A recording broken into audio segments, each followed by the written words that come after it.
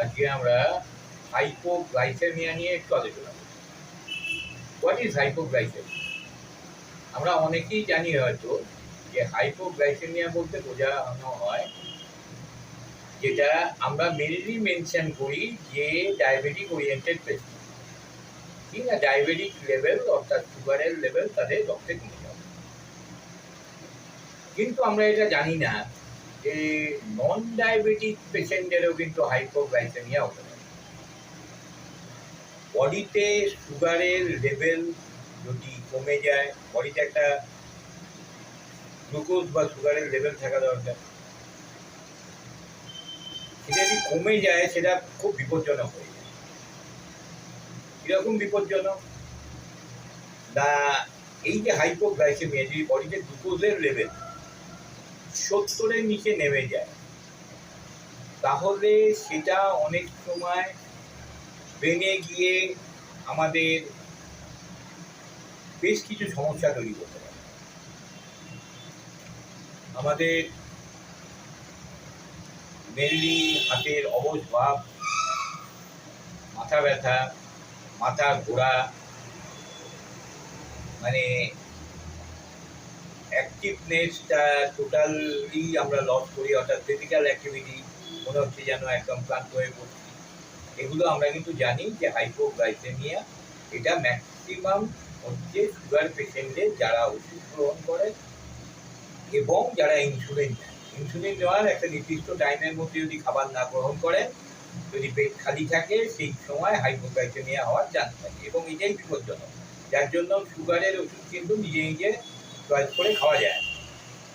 আবার আমরা যখন কোনো একটা অ্যান্টি ডায়াবেটিক ফুড বেশি মাত্রায় গ্রহণ করি, তখনও হাইপোগ্লাইসেমিয়া হতে পারে।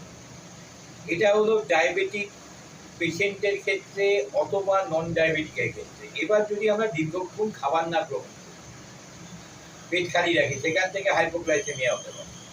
হাইপোগ্লাইসেমিয়ার প্রথম লক্ষণ হলো যে হাত পা ঝিনঝিন করা, মাথা ঘোরা, অতিরিক্ত খিদে পাওয়া, এই ধরনের হলো কমন সিমটম। আবার দেখা যায় যাদের ক্রনিক লিভার ডিসঅর্ডার তাদেরও হাইপোগ্লাইসেমিয়া, যাদের দেখা যায় ক্রনিক কিডনি ডিসঅর্ডার তাদেরও হতে পারে। এবং আরেকটি বড় জিনিস, যাদের দেখা যায় প্যাঙ্ক্রিয়াসে কোনো টিউমার ফর্ম করেছে, প্যাঙ্ক্রিয়াসের টিউমার যদি ম্যালিগন্যান্ট টিউমার হয়, সে অনেক সময় ইনসুলিন সিক্রেশন করে, অটোমেটিক আমার গ্লাইসেমিক ইনডেক্স পড়ে যায়। তাহলে এগুলোর ক্ষেত্রে আমরা সাধারণত কী করি, যে 3-4 চামচ গ্লুকোজ, বাড়িতে থাকা চিনি বা মিষ্টি খাইয়ে দিই। যদি দেখা যায় র্যাপিড অ্যাকশানে হাইপোগ্লাইসেমিয়া হচ্ছে, তাহলে অবশ্যই ডাক্তারবাবুর পরামর্শ নিতে হবে। আবার যদি দেখা যায় যে হাইপোগ্লাইসেমিয়া 4 ঘন্টা অন্তর হচ্ছে, র্যাপিডলি হচ্ছে, আর এই যে গ্লুকোজ, এটা কিন্তু র্যাপিড অ্যাকশন করে, আবার এই ক্ষেত্রে আমরা কিন্তু ময়দার পাউরুটিও খাওয়াতে পারি, তাতে আমাদের সিস্ট থাকে এবং হচ্ছে সেইখানে আমাদের সিস্টের সঙ্গে থাকে হচ্ছে রিফাইন ফ্লাওয়ার, সেটাও কিন্তু ধীরে ধীরে ধীরে গ্লাইসেমিক বাড়িয়ে দেয়। তাহলে আমাদের বুঝতে হবে যদি এই ধরনের সিচুয়েশান হয়, তাহলে আমরা সেখানে সতর্ক হব। এবং যারা আমরা ডায়াবেটিক পেশেন্ট, তারা কিন্তু কখনোই গ্যাপ বেশি করবো না খাবারে। তার জন্যেই বলা হয় যে 2.5 থেকে 3 ঘন্টার মধ্যে কিছু খাবার খেতে, সেটার মধ্যে যেন কার্বোহাইড্রেটের পরিমাণ যে সবসময় থাকতেই হবে তার ব্যাপার নেই, ফাইবারটা থাকলেও আস্তে আস্তে আস্তে আস্তে গ্লাইসেমিক ইনডেক্স হয়। এবং যারা ইনসুলিন গ্রহণ করেন তাদের এই বিষয়ে সতর্ক থাকা উচিত।